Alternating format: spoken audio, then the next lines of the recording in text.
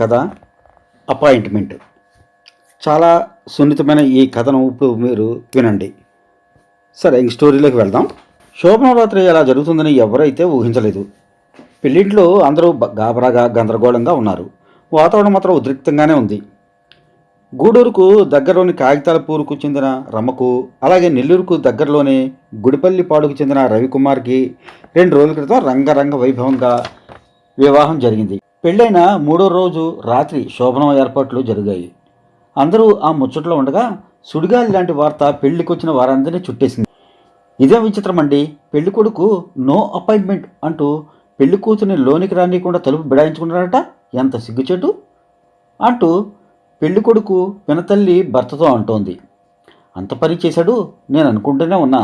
కాకపోతే ఢిల్లీకి వెడితే నాకు ముందస్తు అపాయింట్మెంట్ లేదని వాడు తన గది ముందు గంట సేపు నన్ను కూర్చోబెట్టాడు.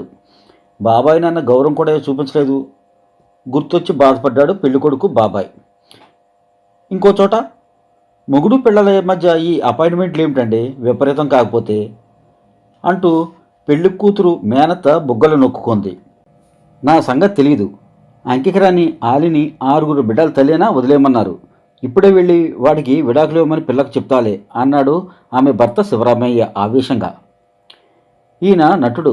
శ్రీకాకుళం పట్నం 7 రోడ్ల జంక్షన్లో వేరుశనక్కాయల వ్యాపారం చేస్తాడు. ఈ మధ్యనే అక్కడ బాపూజీ కళామండపంలో ఆయనకు సన్మానం కూడా చేశారు కూడా. ఇల్లు కాలి ఇల్లాలు ఏడుస్తుంటే బొగ్గుల బేరానికి వచ్చాడంట నీలాంటివాడే. ముందు సమస్య పరిష్కారం చూడండి భర్తకు సలహా ఇచ్చింది అతని భార్య. మేడ మీద శోభన గది ముందు పెళ్లి కూతురు తలదించుకుని ఉంది. సిగ్గుతో తలదించుకోవాల్సిన ఆమె అవమానంతో తలదించుకుని ఉంది. శోభనం గది ముందుకు ఆమెను తీసుకొచ్చిన ఆమె ఫ్రెండ్స్ కూడా అలాగే ఉన్నారు. అందరూ అసహనంగా ఉన్నారు. అందరిలోనూ కోపం బుసలు కొడుతోంది. అంతకుముందు 10 నిమిషాల క్రితం సిగ్గుల మొగ్గైన రమాదేవిని గదిలోకి పంపడానికి తలుపు నెడితే తెరుచుకోలేదు.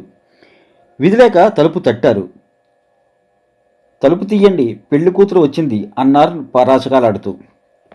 మీకు అపాయింట్మెంట్ ఉందా అని లోపల నుంచి అరిచాడు పెళ్ళికొడుకు.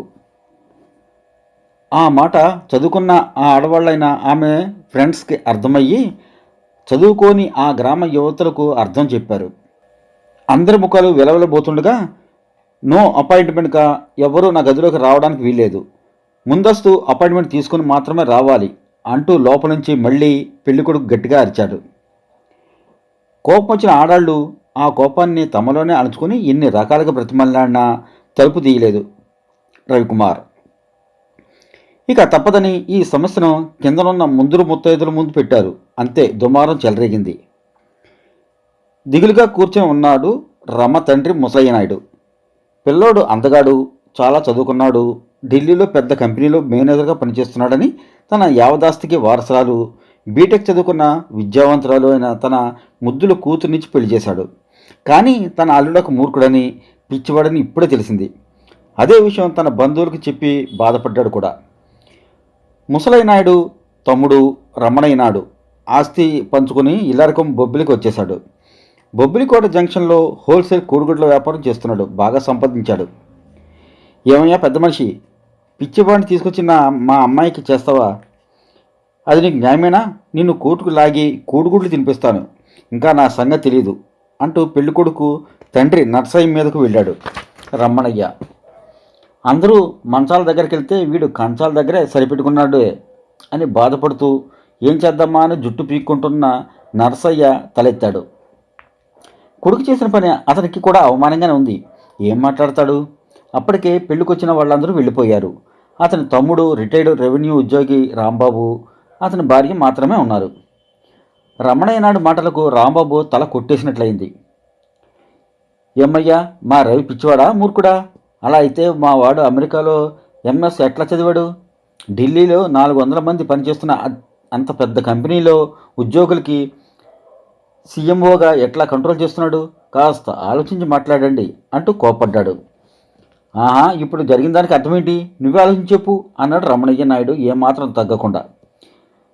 పెళ్లి కూతురు తల్లి 2 చేతులు పట్టుకుని పెళ్లి కుమారుని తల్లి ఏదో చెబుతూ కళ్ళనీళ్లు పెట్టుకుంటూ ఉంది. పెళ్లి కుమార్తె తల్లి కూడా ఏం అనలేక ఏడుస్తూనే ఉంది. నిద్రపోతున్న అందరూ లేచి ఎవరికి తోచిన వాళ్ళు మాట్లాడుకుంటుండటంతో అక్కడ అంతా రణగుణధోలిగా ఉంది.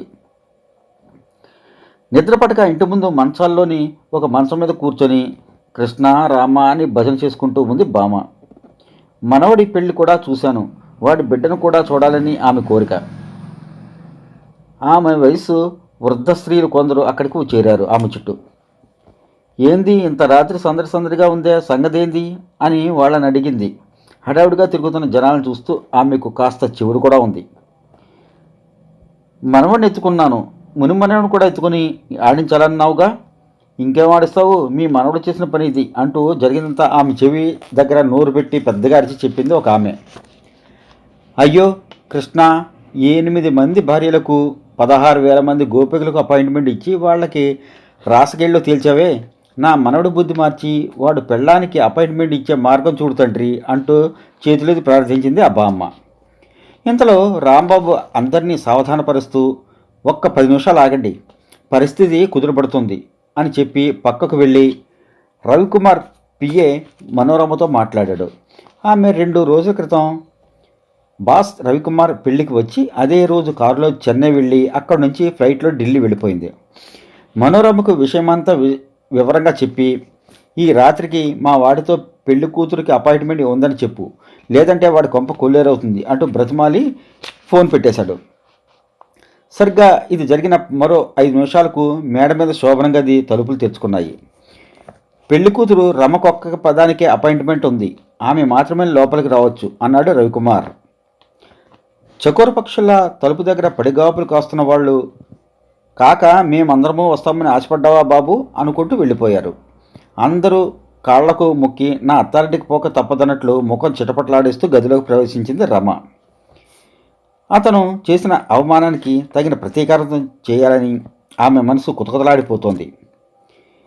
గది నిండా స్నేహితురాలు తల తగిలించిన శృంగార పటాల బొమ్మలు కానీ, మంచం మీద చక్కగా చల్లిన మల్లెపూలు కానీ ఆమె గమనించే స్థితిలో లేదు. ఆ శోభనం గది చుట్టూ కూడా ఆమె కన్నెత్తి చూడలేదు. పాలు తాగు అంటూ గ్లాసు శబ్దం వచ్చేటట్లు టేబుల్ మీద పెట్టి మంచం మీద వెళ్ళకిలా పడింది రమ. తనకు జరిగిన అవమానానికి పళ్ళు పట్టపట్టలాడిస్తోంది. కుర్చీలో కూర్చొని మిర్రర్ ఇంగ్లీష్ పత్రిక చదువుతున్న రవికుమార్ ఆల్ రైట్ అంటూ ఆ చల్లని పాలే ఒక విద్యుక్త ధర్మంలా గడగడా తాగేశాడు. ఒక మాట లేదు, ఒక పలుకు లేదు. అతడు పుస్తకం చదవడం పూర్తయ్యేసరికి అర్ధరాత్రి 12 గంటలైంది. అతను పడుకోవడానికి లేచాడు. రమ మంచానికి ఒక మూల తల, మరో మూల కాళ్ళు పెట్టుకుని మంచమంతా ఆక్రమించి పడుకుని ఉంది. పూలజడ కిందకి వేలాడుతూనే ఉంది. అతనికి కింద పడుకునే అలవాటు లేదు. ఆమె పక్కనే పడుకోక తప్పడదు. ఆమె కాళ్ళు పట్టుకుని పక్కకు పెడదామని ముందుకు వంగాడు. ఆమె కట్టిన తెల్లచీర పిక్కలపైకి లేచి ఉంది. సుకుమారమైన తెల్లని జంట పావురల్లా పక్కపక్కనే ఉన్న ఆమె పాదాలు ఓ పక్కకు చేర్చాడు. తర్వాత ఆమెకు తగలకుండా పక్కనే పడుకున్నాడు.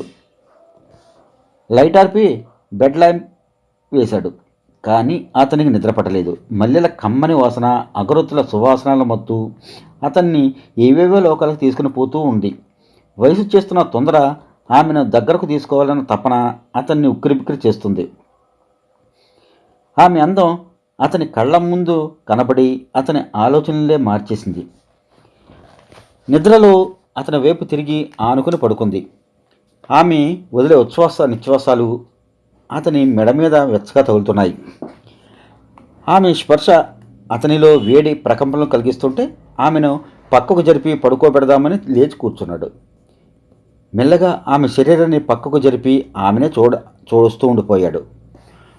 ముద్దులకి అందమైన ముఖం, ఏవేవో మధురమైన కలలు కంటున్నట్లు నవ్వుతున్న ఆమె ఎర్రని పెదాలు, తెల్లని నుదురు మీది ముంగురులు తెల్ల గులాబీ మీద వాలిన నల్ల తుమ్మెదల్లా ఉన్నాయి. పూలు వికసించడానికి ముందు ముడుచుకున్నట్లున్న కళ్ళని కప్పిన కనురెప్పలు, చెక్కిన శిల్పంలో ఉన్న ఆమె శరీరం అతనిలో తెలియని భావావేశం కలిగించాయి.